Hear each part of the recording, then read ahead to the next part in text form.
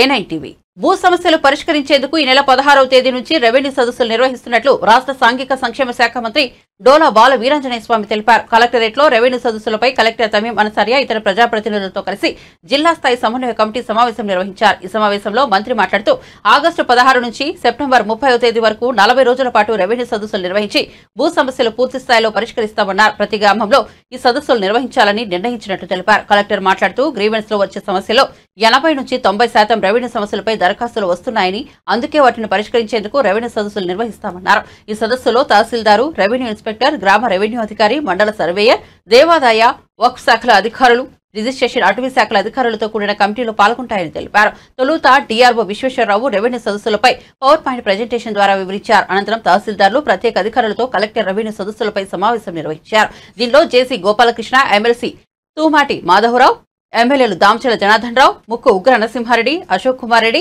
B N Vijay Kumar ఇతర అధికారులు పాల్గొన్నారు.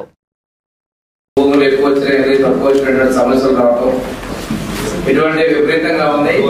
ఈరోజు ఎన్డీఏ ఆధ్వర్యంలో ఏర్పడి ప్రభుత్వంలో ఏ సమస్య వచ్చినా కానీ 60% భూమి మీద సమస్యలు వస్తూ ఉన్నాయి.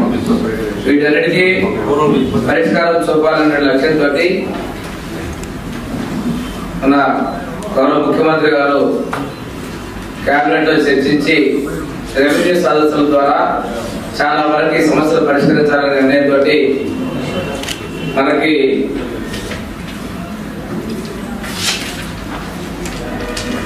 ఆగస్టు 16 నుంచి సెప్టెంబర్ 30వ తేదీ వరకు సుమారుగా 45 రోజుల పాటు ఈ కార్యక్రమాన్ని చేపట్టడం జరిగింది. దీంతో గ్రామాల్లో ఉన్నటువంటి అధికారులు భూములకు సంబంధించిన సమస్యల్ని వీలైనంత వరకు అక్కడికక్కడే పరిష్కరించాలనే ఉద్దేశంతో అవసరమైన చోట్ల ఫారెస్ట్ అధికారులు, అదేవిధంగా రిజిస్ట్రేషన్ అధికారులు కూడా పాల్గొనే విధంగా మనం చర్యలు తీసుకోవడం జరిగింది.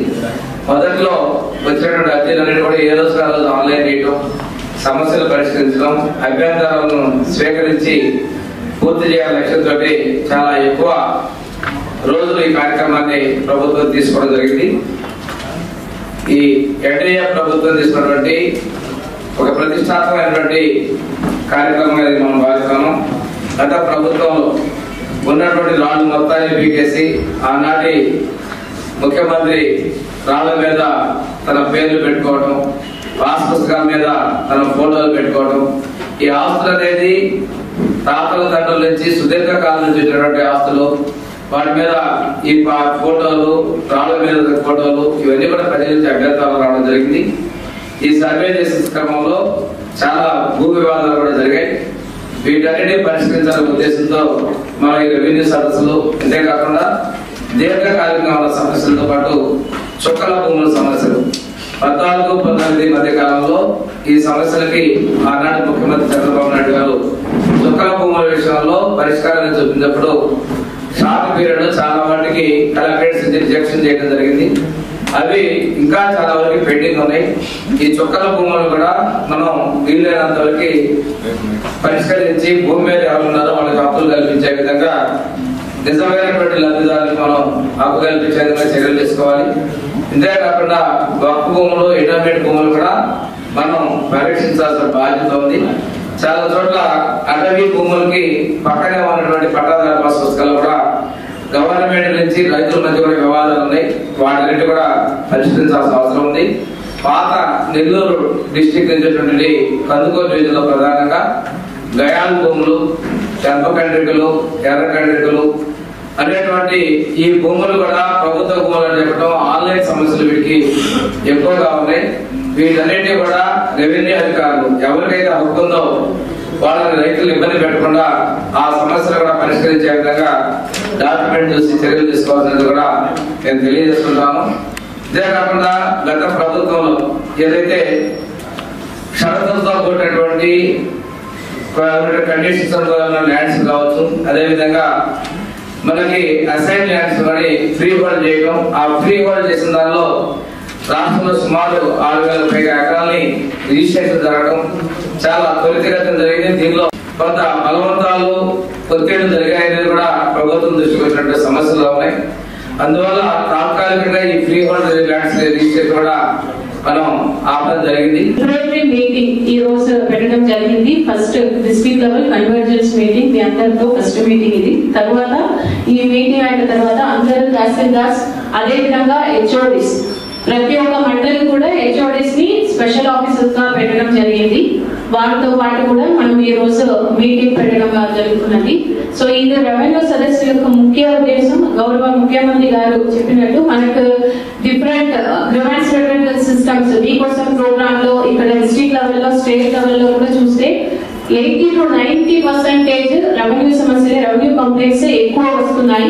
వీటి అన్నింటి కూడా ఒక పర్మనెంట్ సొల్యూషన్స్ పూర్తిగా ప్రజలు మనల్ని వెలికి ఇక్కడికి రాకుండా వాళ్ళని వెలికి మనమే విలేజ్ కు వెళ్ళి ఒక టీమ్ ఫార్మ్ చేసి రెవెన్యూ ప్రాబ్లమ్స్ ఏమేమి ఉన్నాయో అవి అన్నింటినీ కూడా ఒక పూర్తిగా వాళ్ళకు ఒక సొల్యూషన్ ఇవ్వాలి అనే ఉద్దేశంతో ఈ ప్రోగ్రామ్ పెట్టడం జరిగింది. స్టేక్ హోల్డర్స్ నుంచి పూర్తి స్థాయిలో ఒక కోఆపరేషన్ అనేది కావాలి. దానికోసమే ఈ రోజు ఈ మీటింగ్ పెట్టడం జరిగింది.